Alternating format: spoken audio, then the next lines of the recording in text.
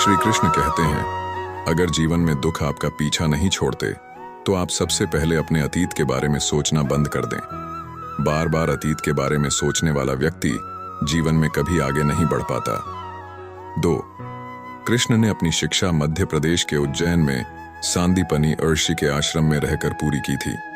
कहा जाता है 64 दिन में उन्होंने 64 कलाओं का ज्ञान हासिल कर लिया था। वैदिक ज्ञान के अलावा उन्होंने कलाएं सीखीं। संगीत, नृत्य, युद्ध सहित 64 कलाओं कृष्ण के व्यक्तित्व का हिस्सा हैं। 3. अर्जुन से उनका रिश्ता हमेशा मन का रहा।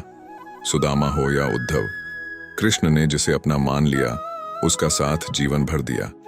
रिश्तों के लिए कृष्ण ने कई लड़ाइयां लड़ी और रिश्तों से ही कई लड़ाइयां जीती।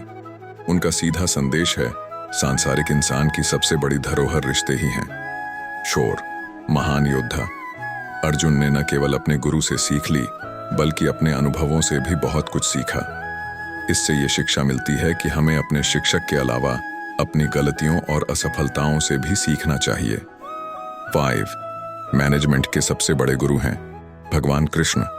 उन्होंने अनुशासन में जीने, व्यर्थ चिंता न करने और भविष्य की बजाय वर्तमान पर ध्यान केंद्रित करने का मंत्र दिया। 6.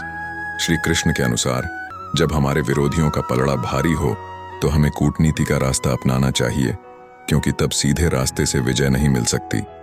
इसलिए श्री कृष्ण को एक महान कूटनीतिज्ञ भी कहा जाता है। 7. रानी कृष्ण की प्रेमिका थीं, लेकिन दोनों ने विवाह नहीं किया।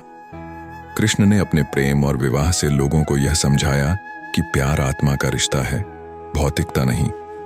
राधा उनकी आत्मा थी। राधा और कृष्ण एक ही हैं।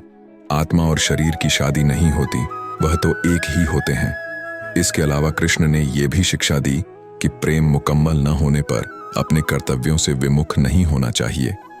8. कन्हैया ने महाभारत रोकने का प्रयत्न भी किया था। वह स्वयं कौरवों के पास पांडवों का शांति दूत बनकर गए थे। वह चाहते थे कि यह विवाद शांति से निपटाया जाए। हालांकि कौरवों ने उनके प्रस्ताव को ठुकरा दिया और महाभारत का युद्ध फिर भी हुआ। 9. पूतना अपने स्तनों में विष लगाकर श्री कृष्ण को मारने आई थी। उन्होंने यह अवगुण देखने के बजाय यह देखा कि वह मां की तरह स्तनपान करवाने आई है। इसके बाद उन्होंने उसे आसुरी जीवन से मुक्त कर दिया। 10.